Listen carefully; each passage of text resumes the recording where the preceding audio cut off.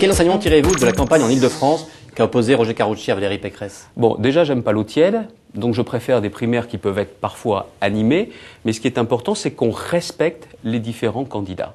Et d'ailleurs, j'avais souhaité c'est le cas en Ile-de-France ou pas? J'ai souhaité mettre un terme à ces débats contradictoires parce qu'en même temps, Valérie Pécresse était confrontée à un mouvement de grève des enseignants-chercheurs. Il était normal, justement, que le ministre se consacre prioritairement à ces dossiers.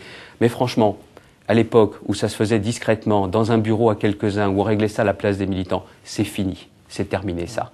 Et encore une fois, ce vote par les militants, il va donner aussi une vraie dynamique au candidat qui va être élu dimanche prochain. Imaginez quel est le poids des primaires. Parce que plutôt que d'être désignés par quelques-uns, ce sont des milliers de militants qui vont donner le signal du départ pour ces élections régionales de 2010.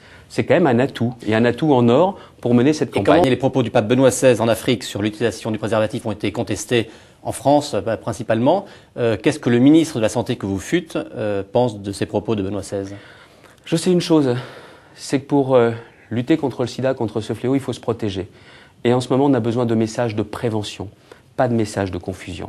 La prévention avant tout, en Afrique et pas seulement en Afrique, et qu'on a besoin vraiment d'expliquer que pour lutter contre cette maladie, il faut se protéger. Et c'est le préservatif.